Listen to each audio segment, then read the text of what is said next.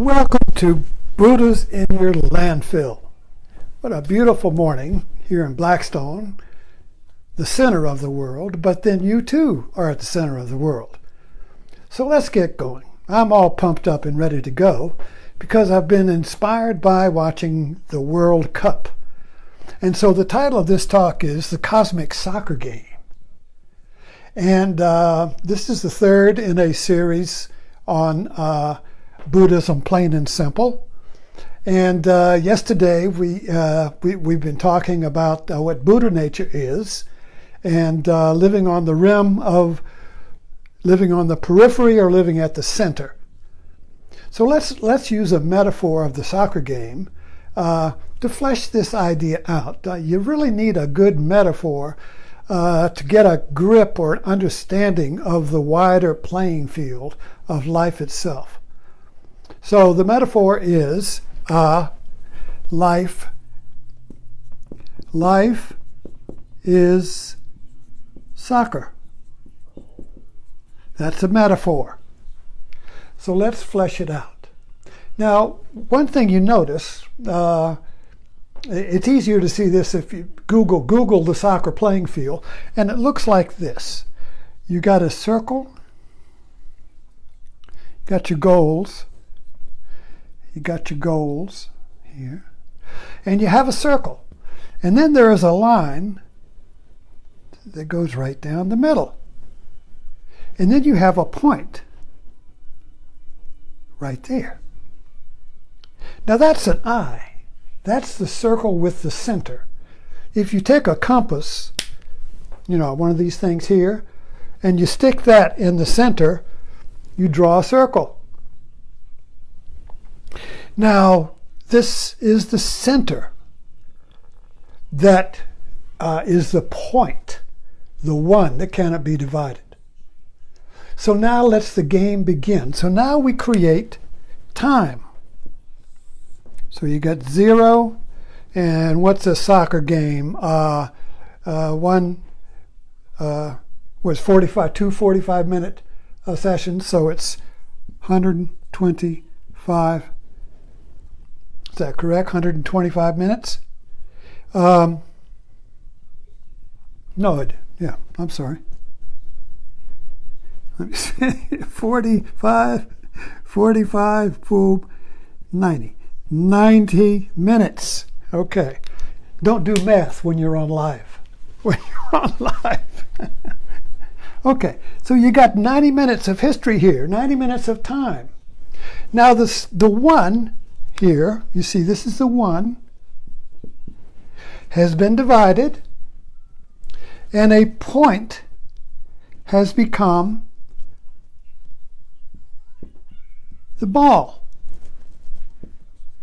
Okay, so that point, that is the center, that holds all of you have to understand the energy of here.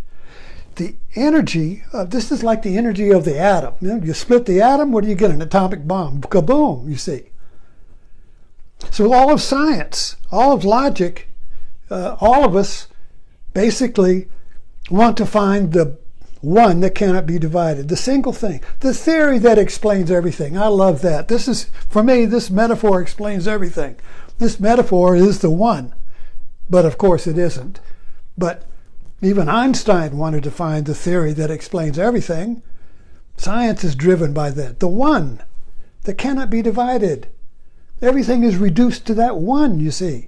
Even Descartes reduced everything down to the one thing that could not be divided. He said, I think, therefore I am. So what is the one? What is the one in you? What is that in you that cannot be divided? Can you get down to that point that cannot be divided? The point upon which the whole universe comes out of, you see. So this point is both going in this direction and this direction.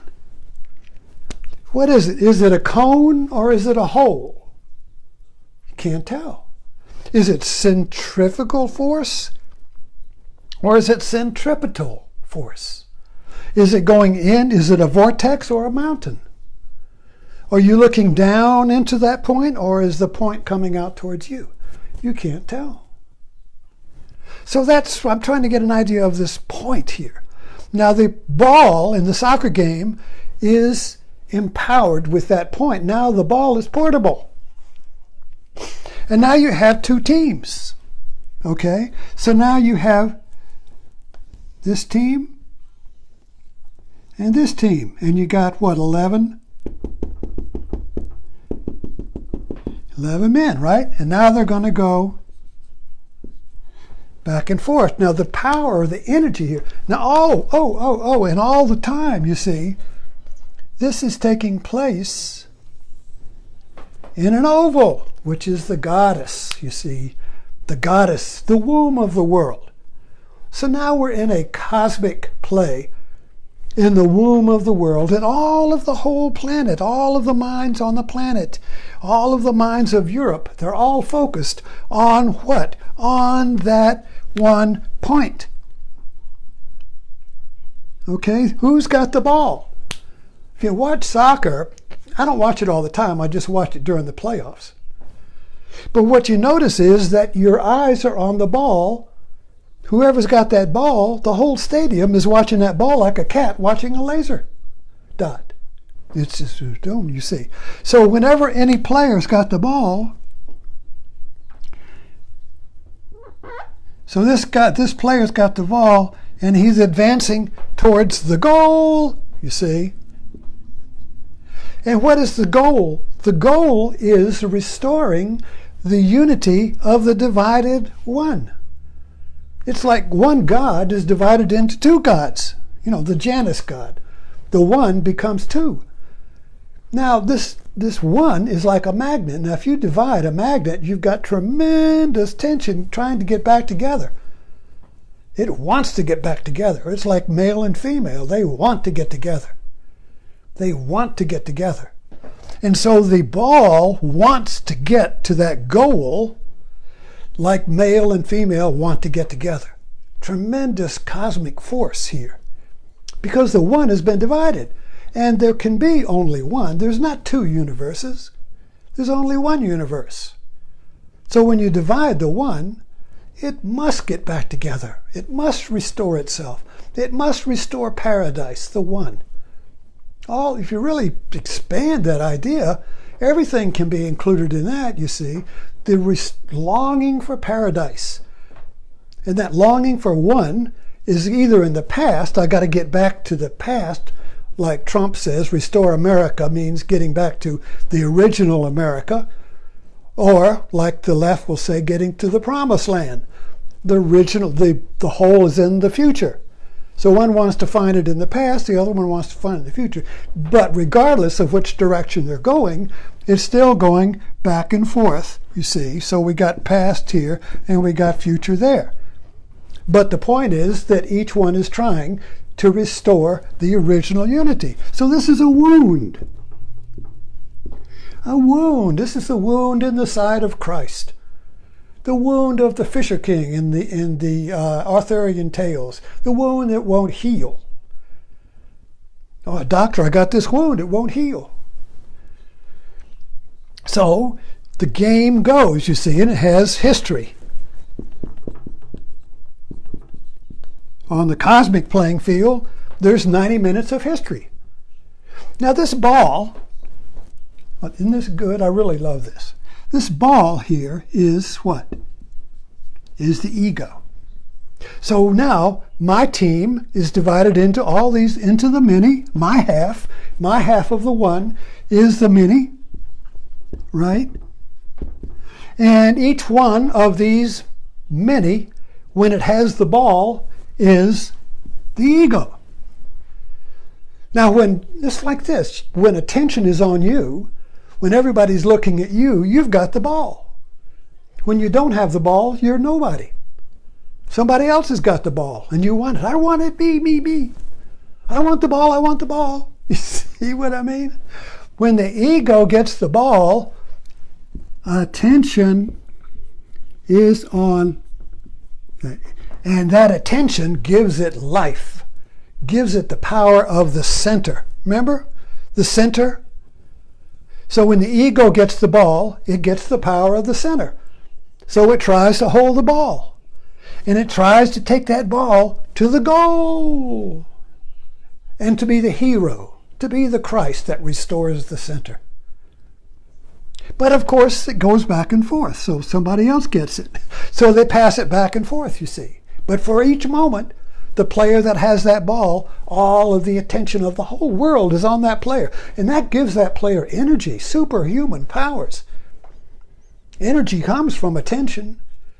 When people put their attention on you, that either gives you energy or it makes you a deer in the headlight. You freeze up, stage fright. Doing Facebook Lives gives me energy. You give me energy when you're looking at me. So the ego gets the ball and it advances. And then the other side, the other God, the other half of the God. See, God is split into two. The other face gets the ball. And it goes in that direction. And then it goes in this direction. And then when it gets a goal, it doesn't complete the game because you might get the goal here or here. And also notice that when you get the tension builds, and you know the commentator, the voice of the commentator is very important. Because when the ball's way back here, it's kind of low. And then as they advance towards the goal, the commentator's voice increases. And if it gets the goal, and then all the players are in rapture, and they come running and they pile in a big center and they restore the one that is their team. The team restores itself. You see, even the team is the one. When each player has the ball, that player is the one. That player, when it has the ball, is kind of like the emissary of the whole team. He is the whole team when he has that ball. So the one, you see, is just traded back and forth. Whoever's got the ball is the one. But there's only going to be, but when they get the goal, they all jump in a big pile and restore the unity of their team as the one. They become one. Then they split apart and the game continues. And so then when the end of the game happens and the history is up, time is up, you see, then there is total rapture. They are number one. Number one. The wound is healed. Paradise has been restored. The division of the one has been restored. And I am it, you see. But this game doesn't end because now with the World Cup every 4 years, just like our president, every 4 years, there's going to be a new contest to have a new king. So the king or the one will only live for 4 years. And then he will be killed and a new king. The king is dead, long live the king. Or he might renew himself and be king again. But either way, the old king dies and the new king is born.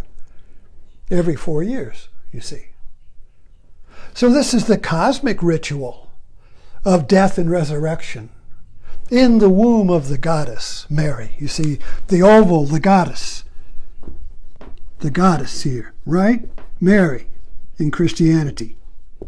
Mary, the mother of God. And God here is, the player, you see, is a metaphorical Christ who restores the divided world, you see.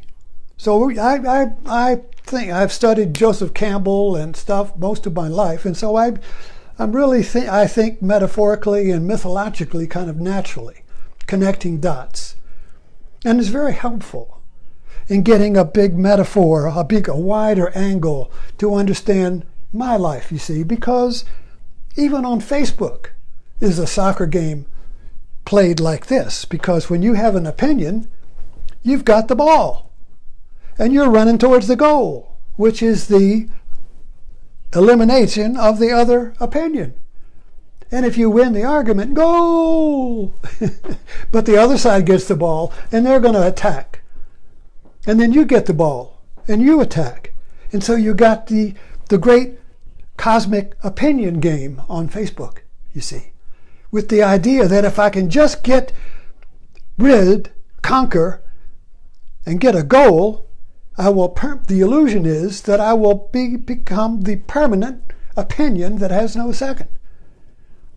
But that can't happen because the original opinion is divided into two.